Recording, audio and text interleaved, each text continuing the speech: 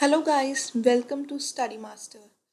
This is the series on Indian polity और आज का जो हमारा टॉपिक है that is union and its territory and about the citizenship. So let's start the video. हमारे constitution में पार्ट 1 के अंडर आर्टिकल 1 to 4 में जितने भी प्रोविजंस दिए गए हैं वो डील करते हैं हमारी यूनियन एंड इट्स टेरिटरी से। सो हम स्टार्ट करते हैं आर्टिकल 1 से। आर्टिकल 1 इंडिया को डिस्क्राइब करता है, उसके नेम को डिस्क्राइब करता है। कैसे? वो है Bharat as a union of state rather than the federation of state. हम इंडिया को यूनियन ऑफ स्टेट कहते हैं, फेडरेशन ऑफ स्टेट नहीं। अब इसके भी टू रीजंस हैं। पहला रीज़न क्या है कि हम क्यों नहीं इंडिया को फेडरेशन ऑफ स्टेट कहते? फर्स्ट थिंग इज़ दैट कि जो फेडरेशन होता है ना वो एक रिजल्ट ऑफ एग्रीमेंट होता है स्टेट्स के बीच में। हम स्टेट की मर्जी से उसको फेडरेशन में लाते हैं। और दूसरा रीज़न ये है कि इंडिया की स्टेट को राइट नहीं है कि वो इंडिया से अलग हो सके। तो इसलिए हम कहते हैं कि इंडिया जो है यूनियन ऑफ स्टेट है, ना कि फेडरेशन ऑफ स्टेट। अब जो ये नाम है हमारे इंडिया का that is Bharat as a union of state. अब ये दो चीज़ें रिप्रेजेंट करता है। पहली कि हमारी कंट्री का नाम क्या है, और दूसरी उसकी टाइप ऑफ पॉलिटी, मीन वो एक यूनियन ऑफ स्टेट है। अब आर्टिकल 1 और क्या कहता है? अकॉर्डिंग टू आर्टिकल 1 इंडिया की टेरिटरी को हम 3 कैटेगरीज में क्लासीफाई कर सकते हैं। वो कौन सी कैटेगरीज हैं? पहली कि स्टेट की टेरिटरी में डिवाइड कर सकते हैं, दूसरी यूनियन टेरिटरी हो सकती है, तीसरी और वो हर एक टेरिटरी हो सकती है जो गवर्नमेंट ऑफ इंडिया किसी भी टाइम पे गवर्नमेंट ऑफ इंडिया ने उसको अक्वायर किया हो। ये 3 टाइप की कैटेगरी हमारी आर्टिकल 1 में मेंशन है। अब एक डिफरेंस है कि टेरिटरी ऑफ इंडिया और यूनियन ऑफ इंडिया में क्या डिफरेंस है। हमारी यूनियन ऑफ इंडिया में सिर्फ हमारे स्टेट्स इंक्लूड हैं, ठीक है, बल्कि हमारी टेरिटरी ऑफ इंडिया में क्या है, हमारे स्टेट भी आ गए, हमारी यूनियन टेरिटरीज भी आ गई, और वो सारी टेरिटरीज आ गई जो हमारी गवर्नमेंट ऑफ इंडिया किसी भी फ्यूचर टाइम में अक्वायर कर सकती है। As being a sovereign state, हमारी जो इंडिया है सोवरेन स्टेट होने के कारण वो किसी भी फॉरेन टेरिटरी को अपने अंदर अक्वायर कर सकती है, उसमें मर्ज कर सकती है। कैसे? By recognised international law. चाहे वो सेशन के थ्रू हो, चाहे वो ऑक्यूपेशन के थ्रू हो, चाहे किसी ने गिफ्ट किया हो, कोई ट्रीटी हो रही है, या कनकेस्ट के थ्रू हो, या कनकर करके हो, वो किसी भी फॉरेन टेरिटरी को इंडिया में मर्ज कर सकती है। फॉर एग्जाम्पल जैसे इंडिया ने क्या क्या फॉरेन टेरिटरी एक्वायर की है हमारी? Dadra and Nagar Haveli, Goa, Daman and Diu, Puducherry और सिक्किम। एट प्रेजेंट हमारी कितनी स्टेट्स और यूनियन टेरिटरीज हैं? अभी हमारे पास टोटल 28 स्टेट्स हैं। पहले भी हमारे पास 28 स्टेट थी, फिर बाद में तेलंगाना को एक अलग स्टेट बनाया गया तो 29 हो गई। फिर उसके बाद जो जम्मू कश्मीर एक स्टेट थी उसको फिर स्टेट के पोजीशन से हटा दिया गया, फिर दोबारा 28 स्टेट्स हो गई। और यूनियन टेरिटरी कितनी है? यूनियन टेरिटरी पहले हमारे पास 7 यूनियन टेरिटरीज थी, फिर बाद में जब जम्मू कश्मीर को स्टेट से हटाकर 2 यूनियन टेरिटरी में डिवाइड किया तो वो 9 हो गई, ठीक है। Union territory of Jammu and Kashmir और यूनियन टेरिटरी ऑफ लद्दाख, तो टोटल हमारी 9 यूनियन टेरिटरीज हो गई थी। फिर बाद में क्या हुआ, दादरा एंड नागर हवेली और दमन दीव को दोनों को मिलाकर एक यूनियन टेरिटरी बना गया। फिर हम दोबारा हमारे पास कितनी हो गई, 8 यूनियन टेरिटरीज। तो एट प्रेजेंट हमारे पास 28 स्टेट्स और 8 यूनियन टेरिटरीज हैं। अब हमारा आर्टिकल 2 क्या कहता है? आर्टिकल 2 ये एम्पावर करता है पार्लियामेंट को। आर्टिकल 2 पार्लियामेंट को ये पावर देता है कि वो यूनियन ऑफ इंडिया में किसी भी स्टेट को मिला सकती है, उसको एडमिट कर सकती है, या फिर यूनियन ऑफ इंडिया में ही कोई नया स्टेट बना सकती है, किसी एक स्टेट में से एक न्यू स्टेट निकाल सकती है। On such term and condition as it thinks fit, जो उनको टर्म्स एंड कंडीशन पार्लियामेंट को ठीक लगती हैं उस बेसिस पे वो ये दोनों काम कर सकती है। पहला, या तो यूनियन ऑफ इंडिया में स्टेट को एडमिट कर सकती है या फिर एक न्यू स्टेट को एस्टैब्लिश कर सकती है। नेक्स्ट हमारा आर्टिकल है article 3, parliament's power to reorganise the state. Article 3 हमारी पार्लियामेंट को कुछ पावर ऑथराइज करता है। अब वो किन किन चीज़ों के लिए है कि वो एक नया स्टेट बना सकती है किसी भी अ, किसी भी स्टेट से उसकी टेरिटरी को अलग करके, या फिर दो से ज़्यादा स्टेट्स को मिला करके एक नया स्टेट बना सकती है, या फिर किसी स्टेट के पार्ट में से कुछ पार्ट अलग करके भी वो नया स्टेट बना सकती है, या फिर किसी टेरिटरी और किसी स्टेट को यूनाइट करके उनको मिला करके भी वो एक नया स्टेट बना सकती है। अगर किसी स्टेट का एरिया इंक्रीज करना हो या उसका एरिया डिक्रीज करना हो तो ये भी पावर किसके पास है, हमारी पार्लियामेंट के पास। किसी स्टेट का नाम ऑल्टर करना है, उसकी बाउंड्री को चेंज करना है, तो ये पावर भी हमारे आर्टिकल 3 ने किसके पास दी है, पार्लियामेंट के पास दी है। अब आर्टिकल 3 दो कंडीशंस रखता है पार्लियामेंट के सामने इन चेंजेस को लाने के लिए। अगर पार्लियामेंट कुछ चेंज करना चाहती है आर्टिकल 3 के अंडर तो ये दो कंडीशंस उनको फुलफिल करनी पड़ेगी। पहली कंडीशन क्या है, अगर कोई बिल आ रहा है जो ऊपर वाले चेंजेस हम करने चाहते हैं, यानी कि कोई नेम चेंज करना है, बाउंड्री चेंज करनी है, एरिया चेंज करना है, या कोई न्यू स्टेट बनानी है, अगर वो चेंजेस हमने करने हैं उसके लिए कोई बिल इंट्रोड्यूस हो रहा है पार्लियामेंट में, तो वो बिल कैसे इंट्रोड्यूस होगा, प्रेसिडेंट की रिकमेंडेशन के साथ। जब तक प्रेसिडेंट की रिकमेंडेशन नहीं होगी वो बिल इंट्रोड्यूस नहीं हो सकता। सेकंड कंडीशन क्या रखी उन्होंने, सेकंड कंडीशन ये रखी कि जो प्रेसिडेंट है ना वो वही सेम बिल वो उस स्टेट लेजिस्लेचर को देगा जिसका इफेक्ट उस स्टेट पे पड़ने वाला है। कि जिस स्टेट को हम तोड़ रहे हैं, जिस स्टेट से हम नया एक स्टेट बना रहे हैं, उसको भी उस बारे में पता होना चाहिए। तो प्रेसिडेंट ये बिल उस स्टेट को भी रेफर करेगा कि आप अपने इस पे व्यूज़ दीजिए। बट या तो प्रेसिडेंट या फिर पार्लियामेंट ये दोनों ही लोग इस स्टेट लेजिस्लेचर के व्यूज़ या जो भी वो एक्सप्रेस कर रहे हैं उस चीज़ पे बाउंड नहीं है। ठीक है। और दूसरी चीज़ क्या है कि हर बार ये ज़रूरी नहीं है कि बिल में जितने भी अमेंडमेंट किए जाएं उसको दोबारा से रेफरेंस के लिए स्टेट लेजिस्लेचर के पास भेजा जाएगा। जो भी पार्लियामेंट उनको ठीक लगता है वो उसमें अमेंड करके पास कर सकती है।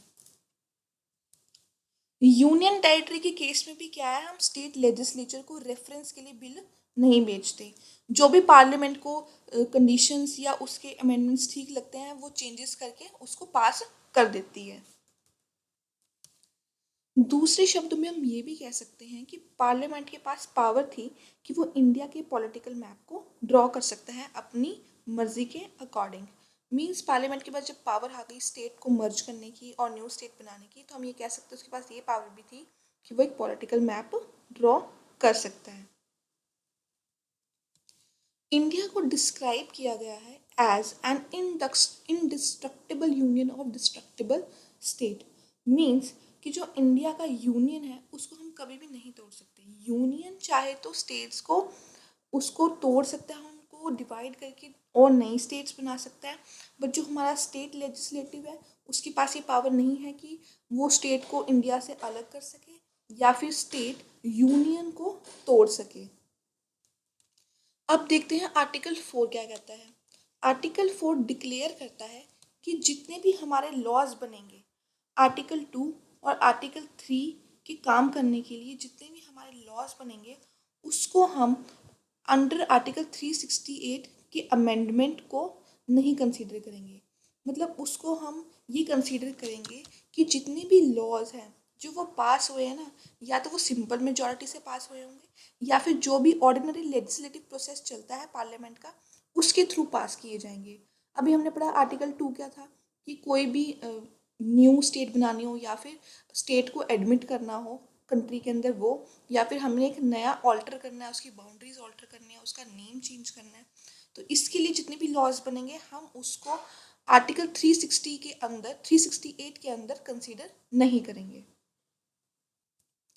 अब हम बात करेंगे evolution of states and UT की। कैसे हमारे स्टेट और यूनियन टेरिटरीज का इवॉल्वेशन हुआ। 1947 में जब इंडिया इंडिपेंडेंस एक्ट आया तो उनके पास क्या थे, दो सेपरेट डोमिनियंस थे, इंडिया और पाकिस्तान। और उनको ऑप्शन दिया गया था या तो आप इंडिया ज्वाइन कर लीजिए या तो आप पाकिस्तान ज्वाइन कर लीजिए या फिर आप इंडिपेंडेंट रहिए। तो क्या हुआ, 552 जो प्रिंसली स्टेट्स थी उसमें से 549 ने डिसाइड किया हम इंडिया ज्वाइन करेंगे, और जो रिमेनिंग 3 रह गए थे वो कौन से थे? हैदराबाद, जूनागढ़ और कश्मीर। इन्होंने रिफ्यूज़ कर दिया इंडिया को ज्वाइन करने के लिए। हालांकि बाद में इनको इंडिया में ज्वाइन कर लिया गया था, पर उस टाइम पे इन्होंने रिफ्यूज़ किया था। 1950 में इंडिया के कॉन्स्टिट्यूशन ने क्या किया? इंडिया की स्टेट्स को 4 पार्ट्स में क्लासीफाई कर दिया। वो 4 पार्ट्स कौन से थे? पार्ट ए, जिसमें हमारी 9 गवर्नर प्रोविंसेस थी ब्रिटिश इंडिया की। पार्ट बी, जिसमें हमारे क्या थी? स्टेट्स थे, जिसमें वो 9 प्रिंसली स्टेट थी जिनके पास लेजिस्लेचर था। पार्ट सी में क्या था? हमारी स्टेट थी जिसमें क्या क्या थे? चीफ कमिश्नर की प्रोविंसेस थी ब्रिटिश इंडिया वाली, और कुछ हमारी प्रिंसली स्टेट्स थी। इन दोनों को मिक्स करके पार्ट सी की स्टेट बनाई गई। और पार्ट डी में हमारा अंडमान एंड निकोबार का आइलैंड था। जब ये स्टेट की क्लासिफिकेशन हुई हमारे पार्ट्स में, तो कंट्री के डिफरेंट डिफरेंट रीजन से डिमांड उठने लगी, पर्टिकुलरली साउथ इंडिया से, कि जो हम अपने स्टेट्स को रीऑर्गेनाइज करेंगे ना, वो लिंग्विस्टिक बेसिस पे करेंगे, मतलब लैंग्वेज के बेसिस पे करेंगे। इसके चलते हुए क्या हुआ? जून 1948 में गवर्नमेंट ऑफ इंडिया ने एक कमीशन अपॉइंट की, लिंग्विस्टिक प्रोविंसेस कमीशन। किसकी चेयरमैनशिप में? एस के धर की चेयरमैनशिप में। इस चीज़ को एग्जामिन करने के लिए कि जो लोगों ने डिमांड उठाई है लिंग्विस्टिक बेसिस पे स्टेट को रीऑर्गेनाइज करने की, क्या ये ठीक है या फिर नहीं। अब इस कमीशन ने क्या किया? दिसंबर 1948 को अपनी रिपोर्ट सबमिट करी, और उसमें ये रिकमेंड किया कि हमें लिंग्विस्टिक बेसिस की जगह पे बेसिस ऑफ एडमिनिस्ट्रेटिव कन्वीनियंस देखना चाहिए, कि हम स्टेट को कितने अच्छे से एडमिनिस्ट्रेट कर पाएंगे, उस बेसिस पे हमें स्टेट को रीऑर्गेनाइज करना चाहिए, ना कि लिंग्विस्टिक बेसिस पे या लैंग्वेज के बेसिस पे। उसके बाद क्या हुआ? लोगों में डिसअपॉइंटमेंट हो गई, आक्रोश हो गया, तो एक कमेटी दोबारा फॉर्म की गई, दैट इज JVP कमेटी। इसमें कौन कौन थे? जवाहरलाल नेहरू जी, सरदार वल्लभ भाई पटेल एंड पाटाभाई सीता मैया। ठीक है, इन्होंने भी अपनी एक रिपोर्ट सबमिट की 1949 में। इन्होंने भी क्या किया? इन्होंने भी लैंग्वेज के बेसिस को रिजेक्ट कर दिया, कि लैंग्वेज के बेसिस पे हम अपनी स्टेट्स को रीऑर्गेनाइज नहीं कर सकते। बट फिर भी अक्टूबर 1953 में गवर्नमेंट ऑफ इंडिया फोर्स की गई, क्योंकि जो साउथ इंडिया के जो लोग थे वो डिमांड कर रहे थे कि नहीं, लिंग्विस्टिक बेसिस पे हमारी स्टेट बननी चाहिए, और इसके चलते हुए फर्स्ट लिंग्विस्टिक स्टेट बना, वो था आंध्र प्रदेश। अब जब आंध्र प्रदेश पहला लिंग्विस्टिक स्टेट बना, तो डिफरेंट डिफरेंट स्टेट से भी ये डिमांड उठने लगी कि हमें भी ऐसे ही लिंग्विस्टिक बेसिस पे स्टेट बना के दीजिए। तो इसके तहत गवर्नमेंट ऑफ इंडिया ने एक और कमीशन अपॉइंट किया दिसंबर 1953 में, और इसके चेयरमैन थे फजल अली। इसके 2 मेंबर्स और थे, वो थे KM पनीकर और HN कुंजरू। इन्होंने अपनी रिपोर्ट में कहा कि हम स्टेट्स को लैंग्वेज के बेसिस पे रीऑर्गेनाइज कर सकते हैं, बट इन्होंने कहा कि सिर्फ लैंग्वेज ही रीऑर्गेनाइजेशन का बेस होगा, ये ठीक नहीं है। तो इन्होंने 4 और मेजर फैक्टर दिए जिसके बेसिस पे वो रीऑर्गेनाइजेशन ऑफ स्टेट करेंगे। लैंग्वेज तो बेस होगा ही, पर ये 4 फैक्टर्स भी हम ध्यान में रखेंगे किसी नई स्टेट को बनाने के लिए। वो 4 फैक्टर्स कौन से थे? Preservation and strengthening of unity and security of country, कि कंट्री की यूनिटी स्ट्रेंथन होनी चाहिए अगर हम कोई स्टेट बना रहे हैं। ठीक है।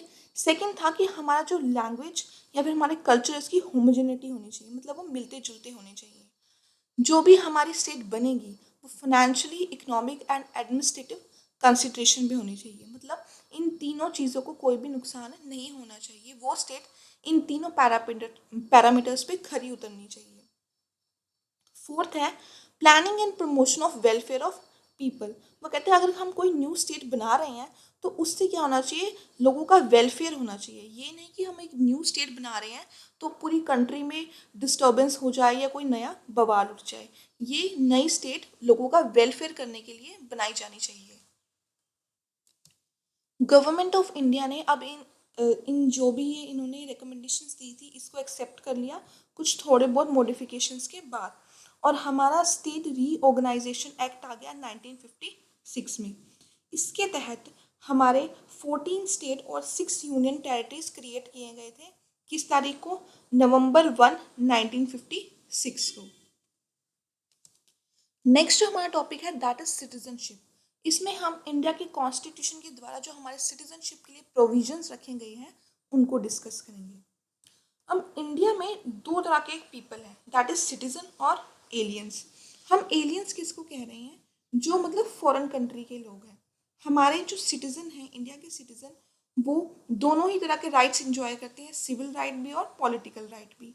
बट जो एलियन है उनको हम सारे सिविल और पॉलिटिकल राइट्स नहीं देते हैं। अब एलियंस भी आगे फर्दर डिवाइड होते हैं।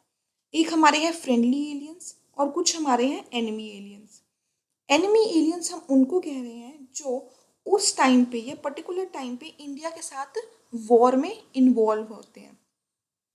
इन एलियंस को हम कम राइट्स देते हैं अपने इंडिया के सिटीजन के अकॉर्डिंगली। अब हमारे संविधान ने कुछ ऐसे राइट्स और प्रिविलेजेस दिए हैं इंडिया के सिटीजन को जो हम किसी भी बाहरी एलियंस को नहीं देते या फॉरेन सिटीजन को नहीं देते। वो कौन कौन से राइट्स हैं? Let's see. Right against discrimination on ground of religion, race, caste, sex, or place of birth. Right to equality of opportunity in matter of public employment. Freedom of speech, expression, assembly, association, movement, residence, and profession. Cultural and educational right. Right to vote in elections. Right to contest for the membership of parliament and state legislature. या फिर कोई भी eligibility हो जहाँ पे आपको public office hold करना हो, जैसे president of India, vice president of India. इसमें हम क्या करते हैं? एलियंस को उतने राइट नहीं मिलते जितने हमारे सिटीजन को मिलते हैं। फॉर एग्जाम्पल, जैसे इंडिया में जो हमारे सिटीजन है, चाहे वो बाय बर्थ हो चाहे वो एज अ नेचुरलाइज्ड सिटीजन हो, वो दोनों ही तरीके से हमारे प्रेसिडेंट के ऑफिस के लिए एलिजिबल हैं। But in case in USA, वहाँ पे प्रेसिडेंट का ऑफिस को होल्ड करने के लिए आपको सिटीजन बाय बर्थ होना ज़रूरी है। अगर आप वहाँ के नागरिक हैं, मतलब 15-20 साल से वहाँ रह रहे हैं, बट वहाँ के बाय बर्थ सिटीजन नहीं है, आपका बर्थ किसी और कंट्री का है, तो आप वहाँ के प्रेसिडेंट का ऑफिस होल्ड नहीं कर सकते। But in case of India, अगर आप कहीं और आपका बर्थ हुआ है किसी और कंट्री में, बट आप 15-20 साल से इंडिया में ही रह रहे हैं, तो वो नेचुरलाइज्ड सिटीजन माना जाएगा और वो प्रेसिडेंट का ऑफिस होल्ड कर सकता है। अब हम बात करेंगे सिटीजनशिप के कॉन्स्टिट्यूशनल प्रोविजन की। जो हमारा सिटीजनशिप है वो आर्टिकल 5 से लेके आर्टिकल 11 के बीच में डील करता है, और ये कौन से पार्ट में आता है? पार्ट 2 में। ये प्रोविजंस पार्लियामेंट को एम्पावर करते हैं, उनको पावर देते हैं कि सिटीजनशिप के मैटर में जो भी लॉज बनाने हैं या जो भी प्रोविजंस बनाने हैं उसके लिए कौन रिस्पॉन्सिबल है? That is parliament. इसलिए पार्लियामेंट ने एक एक्ट बनाया था, सिटीजनशिप एक्ट 1955। हमारे कॉन्स्टिट्यूशन के अकॉर्डिंग 4 कैटेगरीज के पर्सन हमारे सिटीजन ऑफ इंडिया बन सकते हैं एट इट्स कमेंसमेंट ऑन 26 जनवरी 1950। अब वो कौन से 4 कैटेगरी के पर्सन हैं? पहली कैटेगरी है पर्सन्स डोमिसाइल्ड इन इंडिया, जिनका डोमिसाइल इंडिया का है। अब डोमिसाइल होने के साथ साथ उनको इन 3 कंडीशंस में से कोई एक कंडीशन भी फुलफिल करनी है। 3 कंडीशन क्या है?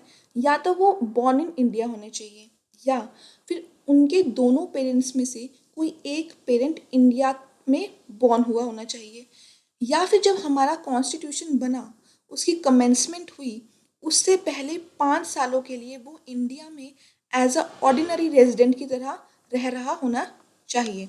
इन तीनों कंडीशंस में से कोई एक कंडीशन फुलफिल करें और वो पर्सन डोमिसाइल इंडिया का हो तो वो क्या है? सिटीजन ऑफ इंडिया बन सकता है। नेक्स्ट जो हमारी कैटेगरी है that is person migrated from Pakistan. अब जो पर्सन पाकिस्तान से माइग्रेट होकर आया है वो भी इंडिया का सिटीजन बन सकता है। कैसे? या तो वो या फिर उसके पेरेंट्स या फिर उसके ग्रैंड पेरेंट्स अनडिवाइडेड इंडिया में बॉर्न हुए होने चाहिए, और कोई भी इन 2 कंडीशंस में से कोई एक कंडीशन फुलफिल होनी चाहिए। 2 कंडीशंस कौन सी है?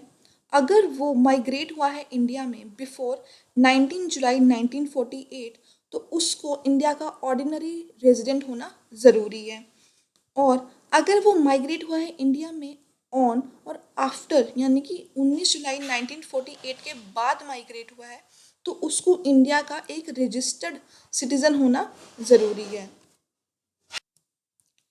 थर्ड जो हमारी कैटेगरी आती है वो है वो कैटेगरी वो पर्सन जो माइग्रेट हुए हैं पाकिस्तान में, मतलब पाकिस्तान चले गए हैं बट बाद में वो इंडिया लौट आए हैं आफ्टर 1 मार्च 1947 को। ठीक है, इसमें हम उसको इंडिया का रेजिडेंट मान सकते हैं किस केस में, अगर उन्होंने अपने आप को इंडिया की सिटीजनशिप के लिए रजिस्टर किया है, उससे पहले 6 मंथ के लिए वो अगर इंडिया में रह रहे हैं तो हम उनको इंडिया का सिटीजन मान सकते हैं।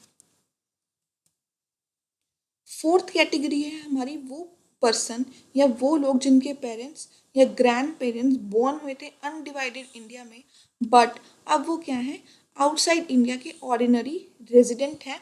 ठीक है, वो भी हमारे इंडिया के सिटीजन बन सकते हैं अगर वो अपने आप को इंडियन सिटीजन रजिस्टर करवा दें बाय डिप्लोमेटिक और कंस्यूलर रिप्रेजेंटेटिव ऑफ इंडिया।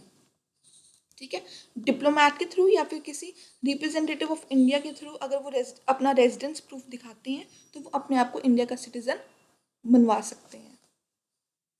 तो अब हम इन 4 कैटेगरीज को सम अप करते हैं।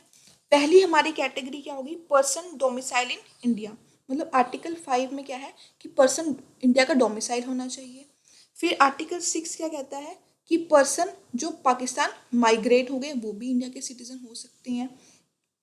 आर्टिकल 7 कहता है कि जो माइग्रेट हो गए थे पाकिस्तान में अब वापस वो क्या है इंडिया लौट के आ गए वो भी हमारे सिटीजन हो सकते हैं, आर्टिकल 7।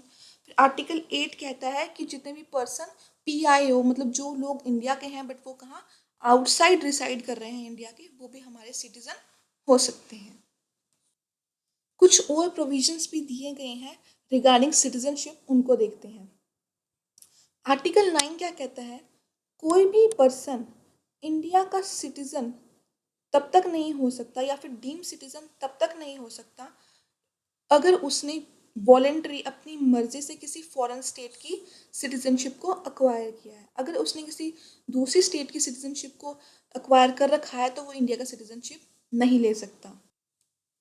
आर्टिकल 10 कहता है कि हर एक पर्सन को सिटीजन ऑफ इंडिया माना जाएगा या फिर वो सिटीजन ऑफ इंडिया है और सिटीजनशिप को उसकी कंटिन्यू रखा जाएगा जब तक कि वो पार्लियामेंट की प्रोविजंस को फॉलो कर रहा है या पार्लियामेंट के द्वारा बनाए गए कोई भी लॉ उसको उसकी सिटीजनशिप को मान रहे हैं, उसकी सिटीजनशिप को मान्यता दे रहे हैं। ये था हमारा आर्टिकल 10। आर्टिकल 11 क्या कहता है कि पार्लियामेंट के पास पावर है कि वो कोई भी प्रोविजन बना सकती है सिटीजनशिप की एक्विजिशन और टर्मिनेशन के रिगार्डिंग, यानी कि हम सिटीजनशिप कैसे ले सकते हैं इंडिया की या फिर हमारी सिटीजनशिप कैसे रद्द हो सकती है या फिर कोई भी मैटर हो रिलेटिंग टू सिटीजनशिप, ये सारी पावर किसके पास है, पार्लियामेंट के पास है। नेक्स्ट टॉपिक है हमारा acquisition of citizenship. Citizenship act of 1955 में ये डिस्क्राइब किया गया है कि 5 कौन कौन से तरीके हैं जिससे हम इंडिया की सिटीजनशिप को एक्वायर कर सकते हैं। जो पहला तरीका है वो है बाय बर्थ। अगर कोई पर्सन इंडिया में बॉर्न हुआ है ऑन और आफ्टर 26 जनवरी 1950, ठीक है, बट 1 जुलाई 1987 से बिफोर, यानी कि 26 जनवरी 1950 के बाद और 1 जुलाई 1987 से पहले कोई बॉर्न हुआ है तो वो बाय बर्थ इंडिया का सिटीजन माना जाएगा, चाहे उसके पेरेंट्स की नेशनैलिटी कोई भी हो। ठीक है, सेकेंड पॉइंट इसमें कहता है कि कोई भी पर्सन अगर इंडिया में बॉर्न है 1 जुलाई 1987 को या फिर उसके बाद बट 3 दिसंबर 2004 से पहले, तो वो भी इंडिया का सिटीजन कंसीडर किया जाएगा बट उसके दोनों पेरेंट्स में से कोई एक पेरेंट उस समय इंडिया का सिटीजन होना ज़रूरी है। थर्ड पॉइंट कहता है कि कोई भी पर्सन जो इंडिया में बॉर्न हुआ है ऑन और आफ्टर 3 दिसंबर 2004 उसको भी हम सिटीजन ऑफ इंडिया कंसीडर करेंगे बाय बर्थ अगर उसके दोनों पेरेंट्स इंडिया के सिटीजन हैं और उसका कोई एक पेरेंट इंडिया का सिटीजन चाहे दोनों पेरेंट्स इंडिया के सिटीजन हैं, और दूसरी कंडीशन ये है कि जो उसके पेरेंट है दूसरा पेरेंट वो कोई भी इलीगल माइग्रेंट नहीं होना चाहिए। नेक्स्ट जो हमारा मेथड आता है सिटीजनशिप को अक्वायर करने का, वो आता है डिसेंट, बाय डिसेंट। अब इनमें क्या कंडीशन है, इसमें पहली कंडीशन है कि कोई भी पर्सन आउटसाइड इंडिया बॉर्न हुआ है कब, ऑन और आफ्टर 26 जनवरी 1950 बट बिफोर 10 दिसंबर 1992, इस डेट के बाद यानी 26 जनवरी 1950 के बाद बट 10 दिसंबर 1992 से पहले अगर कोई सिटीजन इंडिया के आउटसाइड बॉर्न हुआ है तो वो बाय डिसेंट इंडिया की सिटीजनशिप ले सकता है अगर उसके फादर इंडिया के सिटीजन हैं at the time of his birth, उसके जन्म के समय अगर उसके फादर इंडिया के सिटीजन है तो वो सिटीजनशिप ले सकता है या हम उसको सिटीजन मानेंगे। अगर कोई पर्सन इंडिया के बाहर बॉर्न हुआ है ऑन और आफ्टर 10 दिसंबर 1992 बट बिफोर 3 दिसंबर 2004, उसको भी हम इंडिया का सिटीजन कंसीडर करेंगे कब, जब उसके दोनों पेरेंट्स में से कोई एक पेरेंट इंडिया का सिटीजन होगा उसके जन्म के समय। थर्ड कंडीशन ये है कोई भी पर्सन आउटसाइड बॉर्न हुआ है आफ्टर या ऑन 3 दिसंबर 2004, उसको हम तब तक इंडिया का सिटीजन कंसीडर नहीं करेंगे जब तक उसके पेरेंट्स ये डिक्लेयर ना कर दे कि जो वो माइनर है उसके पास जो पासपोर्ट है वो किसी और कंट्री का पासपोर्ट होल्ड नहीं करता है, उस माइनर के पास किसी और कंट्री का पासपोर्ट नहीं है और उसका जो बर्थ है वो इंडिया में रजिस्टर होना चाहिए within 1 year of date of birth. जब उसकी पैदाइश है उसके विद इन 1 ईयर इंडिया में उसका जन्म रजिस्टर होना चाहिए with the permission of central government. ये तीन कंडीशन थी हमारी डिसेंट मेथड से सिटीजनशिप को पाने की। नेक्स्ट जो हमारा मेथड है सिटीजनशिप को अक्वायर करने का दैट इज बाय रजिस्ट्रेशन। अब सेंट्रल गवर्नमेंट कहती है कि आप अपने आप को इंडिया का सिटीजन रजिस्टर करवा भी सकते हैं अगर आप इन कैटेगरी में फॉल करते हैं। अब ये कौन सी कैटेगरी है, पहली कैटेगरी है कि a person of Indian origin who is ordinarily resident in India. कहता है इंडियन ओरिजिन का पर्सन जो इंडिया में ऑर्डिनरी रेजिडेंट की तरह रह रहा है कितने समय के लिए, 7 सालों के लिए, उस एप्लीकेशन को रजिस्टर करवाने से पहले, जब उसने रजिस्ट्रेशन करवाई उससे पहले वो 7 सालों के लिए इंडिया में रहा होना चाहिए। सेकंड कंडीशन क्या है कि वो person of Indian origin India का, ठीक है, ऑर्डिनरी रेजिडेंट होना चाहिए, तब हम उसको रजिस्ट्रेशन के लिए वैलिड मानेंगे। थर्ड जो हमारी कंडीशन है, थर्ड कंडीशन है कि कोई भी पर्सन जो जिसने सिटीजन ऑफ इंडिया के साथ शादी की हो उस वो भी रजिस्ट्रेशन के थ्रू अपनी सिटीजनशिप के लिए अप्लाई कर सकता है। कोई भी माइनर चिल्ड्रन, ठीक है, उस पर्सन का माइनर चिल्ड्रन जो कि इंडिया का सिटीजन है तो माइनर चिल्ड्रन भी सिटीजनशिप के लिए रजिस्टर करवा सकता है। कोई भी पर्सन जिसकी फुल एज और कैपेसिटी है और उसके पेरेंट्स इंडिया के रजिस्टर्ड सिटीजनशिप ले चुके हैं वो पर्सन भी सिटीजनशिप के लिए अप्लाई कर सकता है। कोई भी पर्सन जिसकी फुल एज है और कैपेसिटी है और उसके दोनों पेरेंट्स में से कोई एक पेरेंट पहले ही इंडिपेंडेंट इंडिया की सिटीजनशिप ले चुका है और वो इंडिया का ऑर्डिनरी रेजिडेंट है 12 मंथ्स के लिए, ठीक है, तो वो भी क्या है रजिस्ट्रेशन अपनी करवा सकता है। लास्ट जो हमारी कंडीशन है वो ये कहती है कोई भी पर्सन जिसकी पूरी एज और कैपेसिटी हो वो भी अपने आप को रजिस्टर करवा सकता है as an overseas citizen of Indian card holder for 5 years. मतलब ओवरसीज सिटीजन अपने आप को वो मनवा सकता है 5 सालों के लिए। उसके लिए क्या कंडीशन रखी गई है, वो 12 मंथ के लिए इंडिया में ऑर्डिनरी रेजिडेंट की तरह रहा होना चाहिए। तो ये कंडीशन थी हमारी रजिस्ट्रेशन की। नेक्स्ट जो हमारा मेथड है वो है बाय नेचुरलाइजेशन। मतलब हम नेचुरलाइजेशन तरीके से कैसे इंडिया की सिटीजनशिप को अक्वायर कर सकते हैं। सेंट्रल गवर्नमेंट कहती है कि अगर आप अप्लाई करो, ठीक है, तो इंडिया की सेंट्रल गवर्नमेंट आपको नेचुरलाइजेशन का सर्टिफिकेट दे सकती है जिससे आप इंडिया की सिटीजनशिप ले सकते हैं। बट उसके लिए आपके पास कुछ क्वालिफिकेशन होनी चाहिए, कुछ रिक्वायरमेंट है। तो पहली रिक्वायरमेंट क्या है नेचुरलाइजेशन की, वो ये है कि जो वो सिटीज़न है, वो पर्सन है, ठीक है, वो किसी ऐसी कंट्री का सिटीज़न नहीं होना चाहिए जहाँ पे इंडिया के सिटीज़न को मनाही हो जाने की, ठीक है। सेकंड जो कंडीशन आती है वो ये है कि जो वो सिटीज़न है उसने अगर किसी और कंट्री की सिटीज़नशिप ले रखी है तो जिस टाइम पे इंडियन सिटीज़नशिप की एप्लीकेशन उसकी एक्सेप्ट की जाएगी तो उसको अपनी दूसरी कंट्री की सिटीज़नशिप को छोड़ना पड़ेगा। ये थी हमारी सेकंड कंडीशन। थर्ड कंडीशन कहती है कि जो वो पर्सन है वो इंडिया में रहना चाहिए।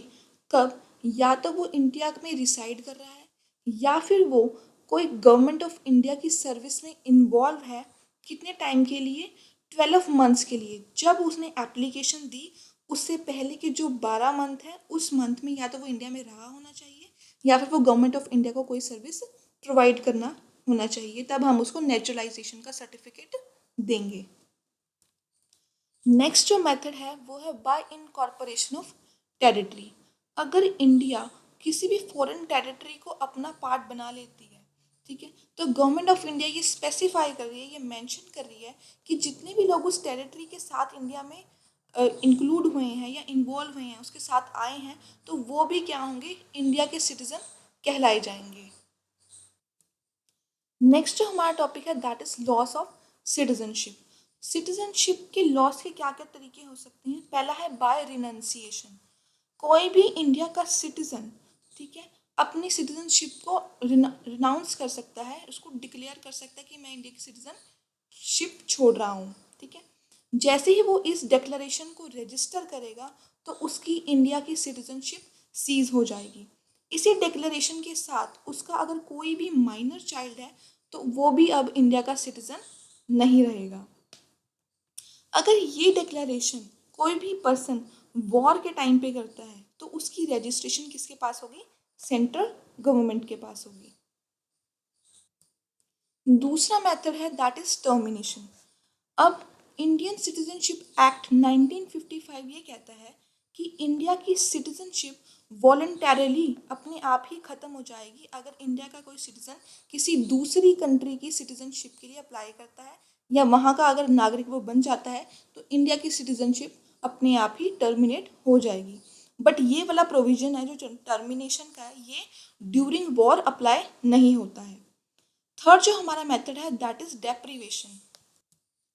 डेप्रीवेशन में क्या होता है कि जो सेंट्रल गवर्नमेंट है वो कंपल्सरी जानबूझकर अपनी अगर वो कोई भी पर्सन इंडिया की सिटीजनशिप के ये रूल्स फॉलो नहीं करता तो उसकी सिटीजनशिप को टर्मिनेट कर देती है, ठीक है। अब वो कौन कौन सी चीज़ें हैं कि अगर किसी सिटीजन ने बाय फ्रॉड तरीके से सिटीजनशिप ली हो, ठीक है, या फिर कोई सिटीजन इंडिया के कॉन्स्टिट्यूशन के प्रति डिसलॉयल्टी दिखा रहा है, ठीक है।